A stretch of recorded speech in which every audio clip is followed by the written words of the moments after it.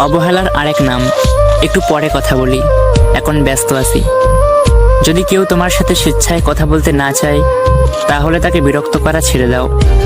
কারণ আজ যে তোমাকে মূল্য দেয় না, সে আগামীতেও দিবে না।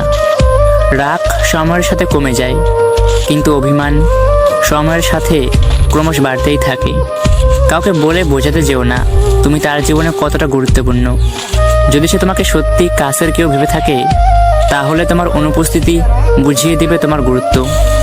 যদি কারোর সাথে বন্ধুত্ব শেষ হয়ে যায়, তবে তার গোপন কথাগুলো গোপন রেখো। এটা একটি আমানত। ভালোবাসা এমন এক ভুল যা অন্যের দিকে শিক্ষা হয় না, নিজে করার পরে শিক্ষা হয়। বর্তমানে কাউকে মন থেকে ভালোবাসাটাই সব থেকে বড় অপরাধ। সারাদিন সবাই ভালো থাকার অভিনয় করে যায়, আর মাঝরাতে কি যে হয়, সবাই যেন অভিনয়ের কাছে হেরে যায়। দুধের চেয়েও যদি কোনো কিছু সাদা থাকে, তাহলে সেটা হলো মেয়েদের মন। সফল মানুষ হওয়ার চেষ্টা করার থেকে বরং মূল্যবোধ সম্পন্ন মানুষ হওয়ার চেষ্টা করো।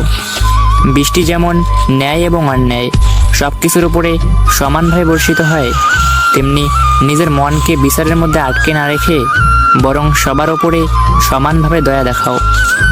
অতিরিক্ত বিশ্বাস আর অতিরিক্ত অবিশ্বাস দুইটাই মানুষকে বিপদের দিকে নিয়ে যায়। সেকেন্ডের মধ্যে যদি কোনো কিছু পরিবর্তন হয়, সেটা হলো মানুষের মন। কাউকে বেশি ভালোবাসলে ভালো থাকা যায় না।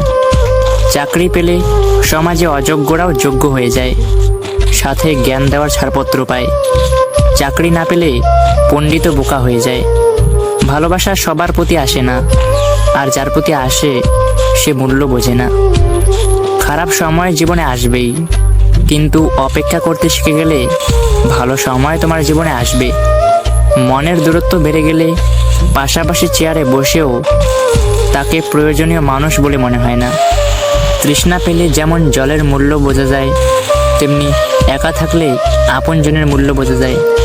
জীবনে চলার পথে সবাই তোমাকে হারানোর চেষ্টা করবে, থেমে যেও না, থেমে গেলেই হেরে যাবে।